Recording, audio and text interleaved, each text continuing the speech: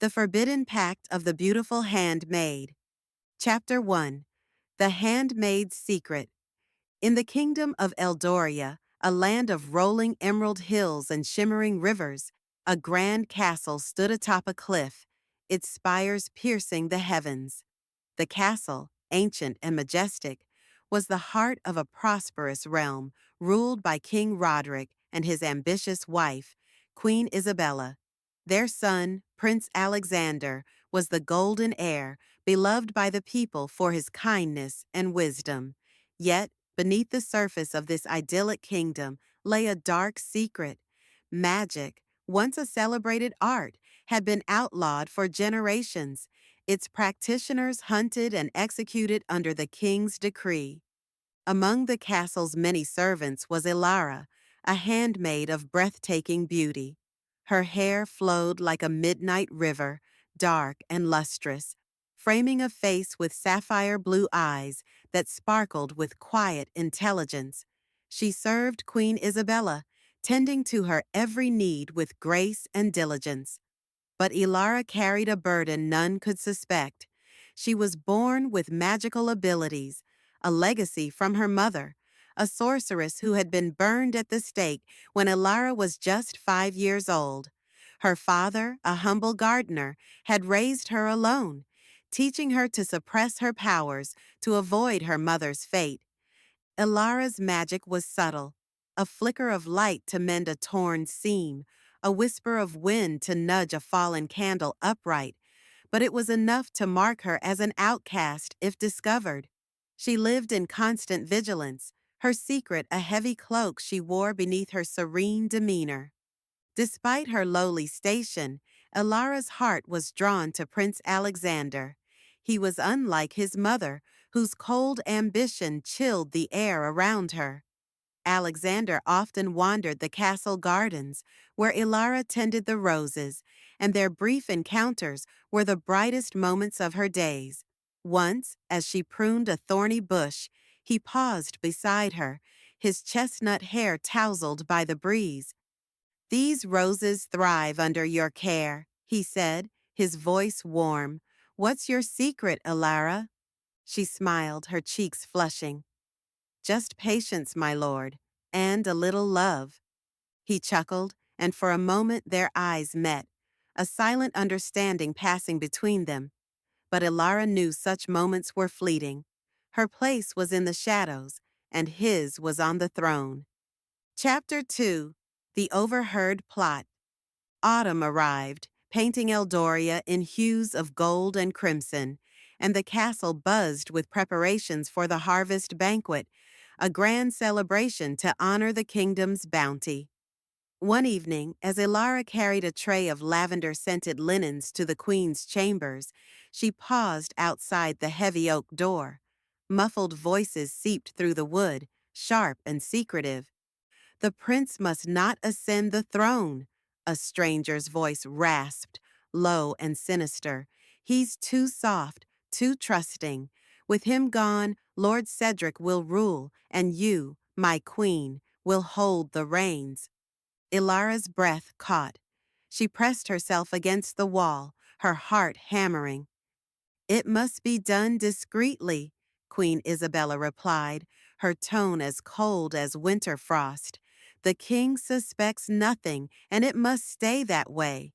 The banquet is our chance, an arrow tipped with nightshade fired from the shadows. Alexander will fall, and none will trace it back to us." "The archer is ready," the stranger assured her. "When the prince raises his goblet for the toast, it will be over." Ilara's mind reeled. They were plotting to assassinate Prince Alexander, the prince who had shown her kindness, who carried the hope of a gentler future for Eldoria. She slipped away before they could hear her ragged breathing, her thoughts a storm of fear and resolve. She had to stop this, but how?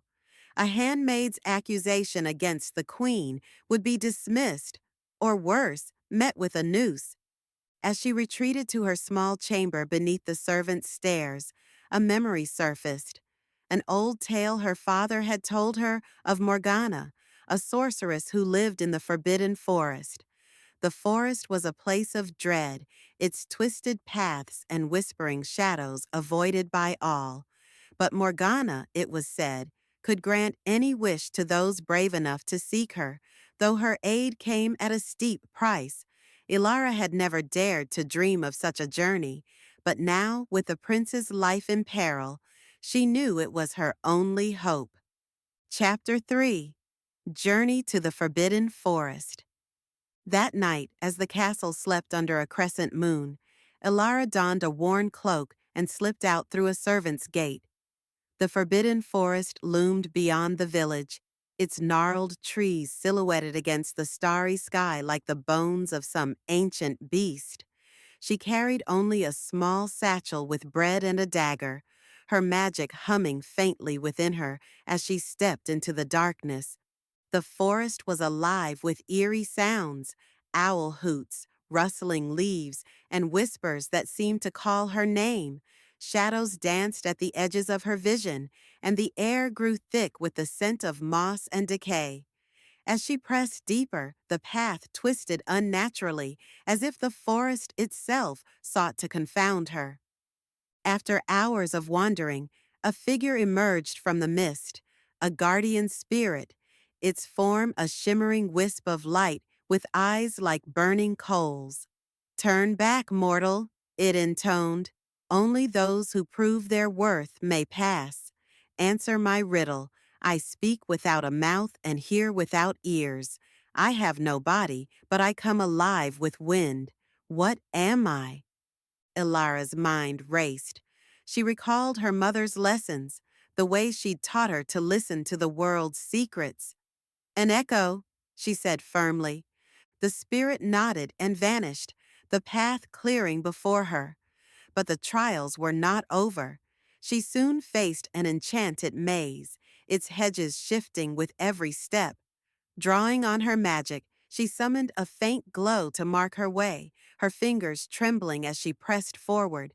Memories of her mother flooded her mind, her gentle voice teaching Ilara to shape light, her tearful warnings to hide her gift.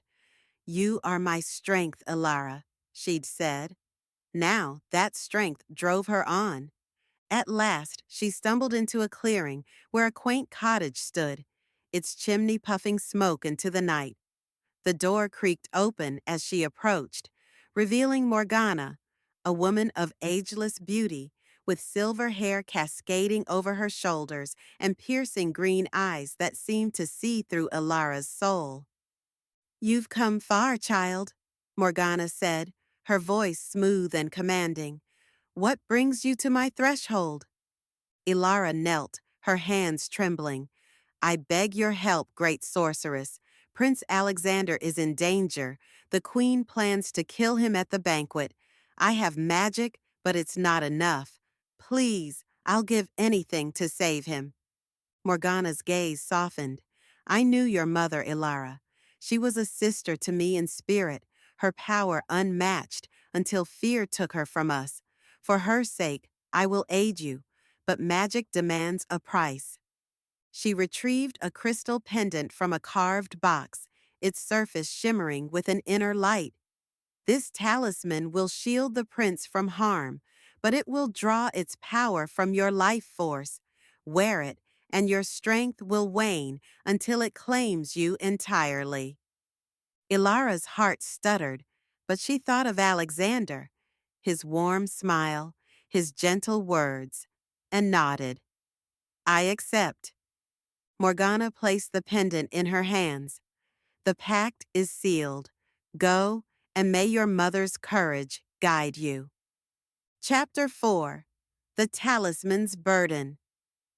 Ilara returned to the castle as dawn painted the sky in soft pinks, the talisman a cold weight against her chest.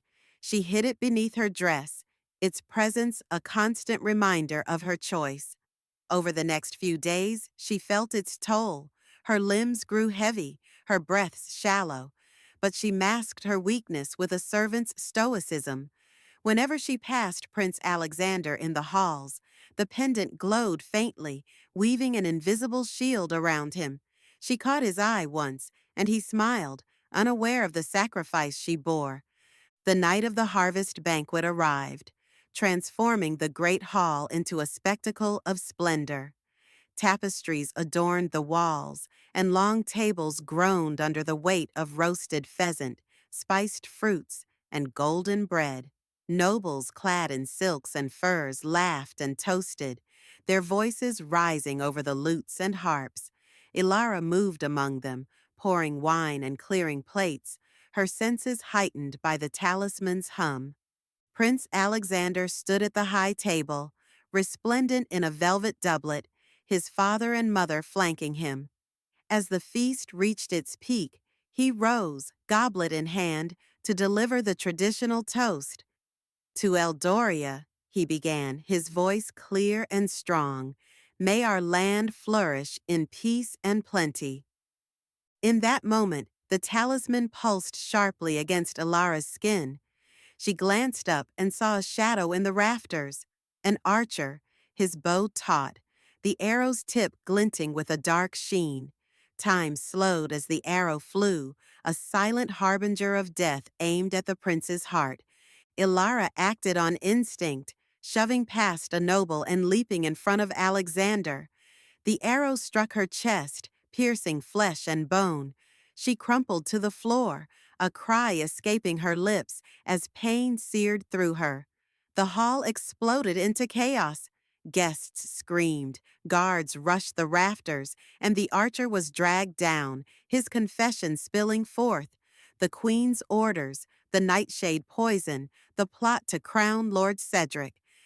Alexander dropped to his knees beside Ilara, his hands trembling as he pressed them to her wound. Ilara, no. Why?